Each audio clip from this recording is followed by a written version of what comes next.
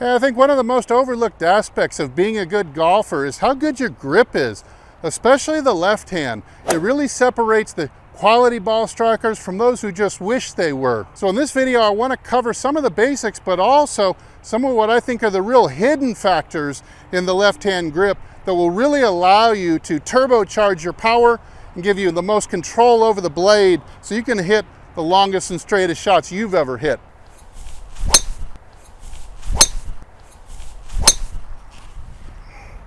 So two things I think a really good grip should do. It should be make it to where you can maximize the amount of force you can drive into the grip to cause the wrist to uncock and the club head to pick up speed. But also having a good grip allows you to feel and control the blade, keeping the blade as square as you want it to be through the impact zone. Well, a bad grip tends to do the opposite. It tends to make it more difficult or more effortful to produce the same amount of force into the grip or less. And you don't have much control over the blade at all, so either slicing, hooking, or both. All right, first let's talk about the basics. A good left-hand grip starts with grip pressure, and that means letting go before you ever touch the grip itself. Shake all the tension out from the shoulder down to the fingertips until you can make your wrist flop back and forth by the ligaments with no muscles and no bones involved. And then don't consider this as a grip, but start calling it a touch pad. So say, what do you do with the grip? You grip it. What do you do with the touch pad? You touch it. So call this a touch pad. We're barely going to touch this thing. And that's a good start right there, because that in itself starts to allow this free penduluming action, which really controls the whip through the golf ball. All right, so after shaking out the tension, you're ready to put your hand on there on the touch pad. Hold it with one finger of the right hand so you can hold it up. And you're going to lay across the fingers like this. Now notice that it's not straight across. It's going to cross the middle pad, this pad of my index finger, while crossing the base pad of the other three. So it does run at a slight angle. Try not to get it into the palm at all, but right at the base of the fingers. You're going to have to do a little scrunching. This is a little hidden secret. A tiny little scrunch of the index finger so that it runs across that second pad. And you can wrap your hand around there, and it should look something like this. Now that little bit of scrunch in the index finger is going to lead to a slightly raised knuckle. So if you've got a knuckle like this, a slightly raised over the other three, it means that you're doing that right. Now you can see here that my thumb is positioned at about 1 o'clock, just like the book might say. But what a hidden aspect of this is that most golfers who are poor or struggling just do not get is that the rest of the hand needs to be married up against that thumb as tight as possible. So if you look at my base hand position, notice that there's this tight crease running up at the base of my thumb, and it divides into a V in that last joint, just like that. So we want to keep that crease leading to the V intact. Most golfers, they will simply position the thumb at 1 o'clock, but they're going to put the rest of their hand underneath the grip too far into weak position. You can see, look at the size of the gap that's formed now between the hand and the thumb. This is not a good position. Even though you think that you got your thumb in the correct position, you are in a terrible position to control either maximizing forces you're applying into the grip or control of the face. So you're neither going to get distance nor accuracy with this move here. So what I'll do with those people, I'll leave the thumb where it is, and I'm going to turn the rest of the hand over.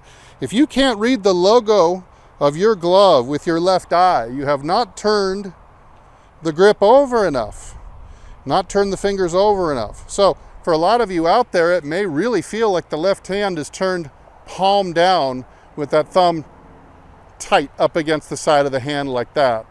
Now another little hidden secret that I've got going on here is I don't have the thumb stretched way out flat on the shaft like this. I've got it scrunched a little bit in. Check this out. I'm kind of scrunching the thumb. Now, not everybody can do this, but I'm scrunching the thumb in like this. That also helps me make the crease. But I've got this little curve in the thumb like that, and that really helps get this whole pad right here in contact with the grip. And that really allows me to be able to push, use that thumb to push, just like you would do if you were hammering a nail. You really got to get that thumb in a pressure position where you can use it to strike the nail with. And the same thing here, we're using that action of the left thumb to push energy into the grip to get the wrist to uncock extremely rapidly. All right, here's a great look at forming the grip from the POV angle. I think this is hopefully going to help a lot of you out there. While you're working on it, you can kind of use your right hand and you can kind of hold on to it. Watch as I'm going to put, you can see how my fingers are going to lay now. Base of the fingers, scrunching the index slightly so it runs across the middle pad, and wrap the fingers all the way around like this. Here you can see again that crease right here that divides into a V at the bottom. You can see that little bit of that scrunched thumb here, a little bit of the raised knuckle. This is what it would look like from your perspective.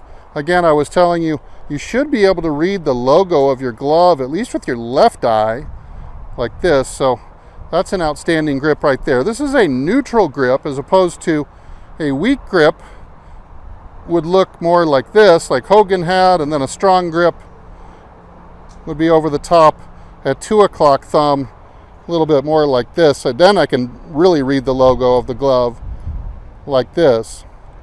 The elements stay the same though. The fingers, the tight crease, the bent V. Now a couple other little hidden details that most people don't get. Right here at the pinky side, I've got what I call a vacuum seal. I've got a vacuum seal around here. I can't get a toothpick in here. A lot of people, they leave a lot of space. They don't have their fingers wrapped around correctly, or they have it in the palm.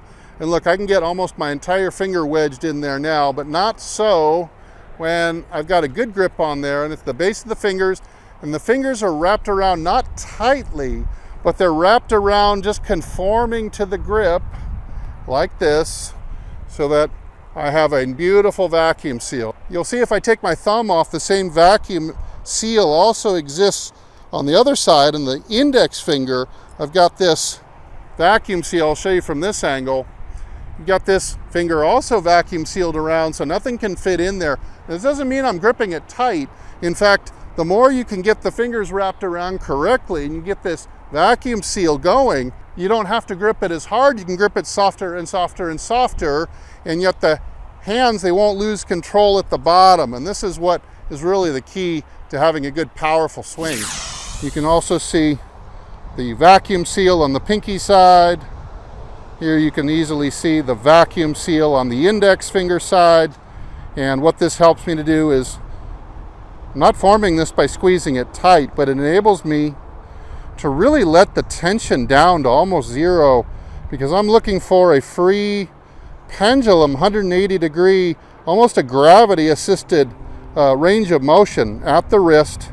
And that's really going to be helped or encouraged by taking a very solid grip. All right, let's take a look at one more super important detail, and that's the direction that this crease is pointing in. As a baseline, we'd like to have this crease pointing somewhere between the right ear and the right shoulder. So if you took a look here and I tried to put that running right up through my shoulder here like this, you can see it's just inside my shoulder, right about there. So you could say that my grip is in the neutral territory, but it is definitely favoring slightly stronger. Here's an example of a grip where the V or the crease is pointing more up at my chin. And here's an example of an overly strong grip, which is actually played quite a bit on tour. You can see here that the crease is now outside my shoulder, up my arm and to the outside. And this would be more of certainly a draw bias grip or a strong grip, which is very interesting that most people who play this grip on TV fade the ball.